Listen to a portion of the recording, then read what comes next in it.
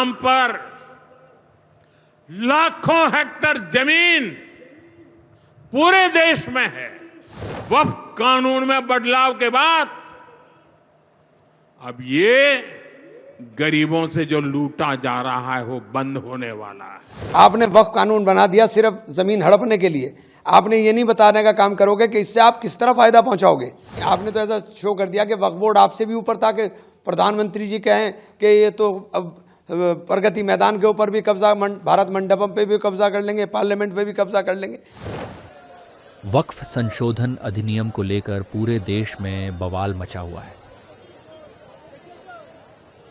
पश्चिम बंगाल से हिंसा की तस्वीरें सामने आ रही हैं तो विपक्षी दल भी खुलकर इसका विरोध कर रहे हैं। वहीं आज हिसार के मंच से प्रधानमंत्री नरेंद्र मोदी ने वक्फ अधिनियम का विरोध करने वालों को करारा जवाब दिया है। बाबा साहब के विचारों, वक्फ के नाम पर लाखों हेक्टेयर जमीन पूरे देश में है। इस जमीन, इस प्रॉपर्टी से गरीब का, बेसहारा महिलाओं बच्चों का भला होना चाहिए था। और आज ईमानदारी से उसका उपयोग हुआ होता तो मेरे मुसलमान नौजवानों को साइकिल के पंक्चर बना करके जिंदगी नहीं गुजारनी पड़ती। लेकिन इससे मुट्ठी भर भू माफिया का कोई भला हुआ। पसमानदा मुस्लिम इस समाज को कोई फायदा नहीं हुआ। और ये भूमाफिया किसकी जमीन लूट रहे थे? ये दलित की जमीन लूट रहे थे, पिछड़ों की जमीन लूट रहे थे, आदिवासी की जमीन लूट रहे थे, विधवा महिलाओं की संपत्ति लूट रहे थे। सैकड़ों विधवा मुस्लिम महिलाओं ने भारत सरकार को चिट्ठी लिखी, तब जाके कानून की चर्चा आई है। वक्फ कानून में बदलाव के बाद अब ये गरीबों से जो लूटा जा रहा है वो बंद होने वाला है।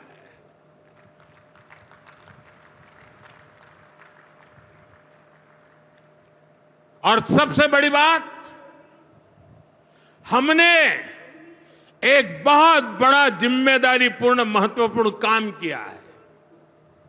हमने इस वक्फ कानून में एक और प्रावधान किया है। अब नए कानून के तहत, वक्फ के कानून के तहत किसी भी आदिवासी की जमीन को हिंदुस्तान के किसी भी कोने में आदिवासी की जमीन को, उसके घर को, उसकी संपत्ति को ये वक्फ बोर्ड हाथ भी नहीं लगा पाएगा। लेकिन इस बीच कांग्रेस नेता इमरान मसूद ने पीएम मोदी के बयान का जमकर इसका विरोध किया। क्या कुछ कहा, सुनिए। पिछले 10 साल से आपकी सरकार, प्रदेशों में आपकी सरकार, आपने कितने वक्फ के भूमाफियाओं को जेल भेजा, कितनों के खिलाफ आपने कार्रवाई की, और कौन वो भूमाफिया आपने चिन्हित करने का काम किया। आपने तो भूमाफियाओं को खुली छूट दे दी इस कानून के अंदर। आपने सजा के प्रावधान को हटा दिया, आपने लिमिटेशन एक्ट हटा दिया, जिससे वो लोग जो कब्जा धारक लोग हैं वो एडवर्स पोजीशन में सुप्रीम कोर्ट में चले जाएं।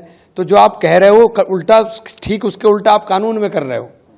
तो आपके कहने में और करने में, दोनों में बहुत फर्क है।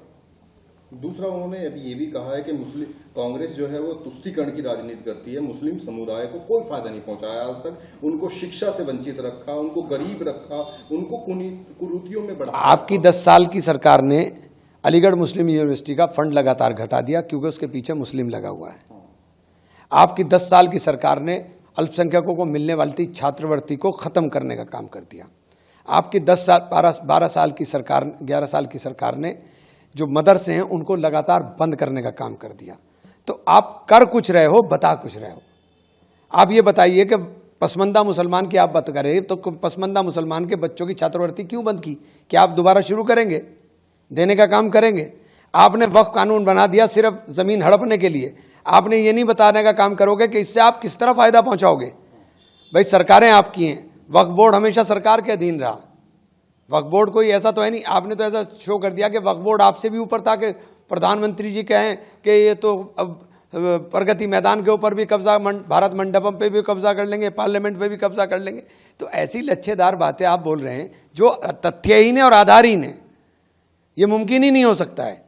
हमारे साथ जुड़े रहने के लिए सब्सक्राइब करें देश रोजाना के YouTube चैनल को और नई वीडियो की नोटिफिकेशन पाने के लिए बेल आइकन जरूर दबाएं। अगर आप ये वीडियो Facebook या Instagram पर देख रहे हैं तो पेज को लाइक और फॉलो जरूर करें और ज्यादा से ज्यादा शेयर करें।